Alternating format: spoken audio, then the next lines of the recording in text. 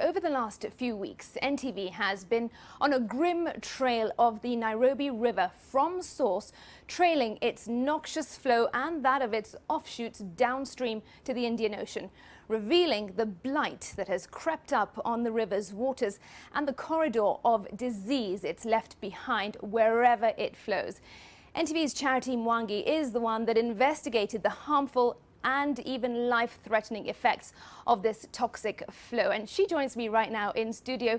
Charity, good to have you with us. That was a truly incredible piece. There has been a torrent of reactions to these investigations. That's right, Smriti. A lot of people who watched this piece reacted with shock as to just how exposed the population is to harm. This also coming so soon after our journalists exposed the use of unacceptable levels of chemicals in meat. The Nairobi River is polluted is really nothing new, and what's also not new is how the agencies that are meant to clean it up went on a reactionary campaign. That's part of what I found out today. When I went out, the National Environment Management Authority made a visit to the Nairobi City Water and Sewerage Company in an attempt to arrest the acting Managing Director Nahashon Muguna for failing to manage the discharge of effluent into the river. But he had been tipped off and he escaped the dragnet. This even as environmental agencies traded blame on who is responsible for the mess. Here's the report I compiled. That the Nairobi River is a full-throttle environmental disaster is a known fact, but what's emerging are the half efforts to clean it up by government agencies that seem to be pulling in different directions. NEMA's mission to arrest the Managing Director of the Nairobi City Water and Sewerage Company, Nahashon, did not go as planned.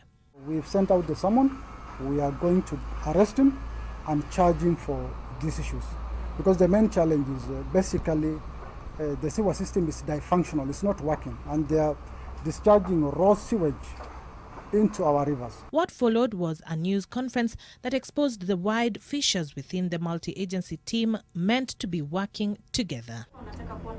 Present at the briefing were representatives from the Ministry of Interior, the Ministry of Water, the National Police, the National Environment Management Authority, and the Water Resources Authority.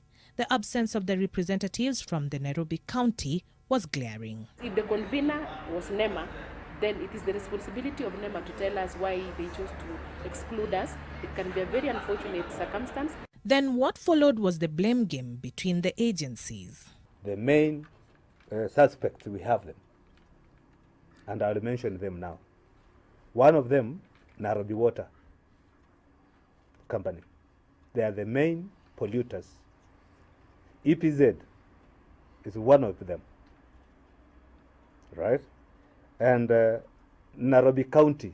NEMA has a responsibility to enforce that part of the act, to ensure that anyone who generates waste, either solid waste, effluent, industrial waste, ensure that that waste is managed well. We will arrest the big fish. The CEO of Nairobi Water, do your part.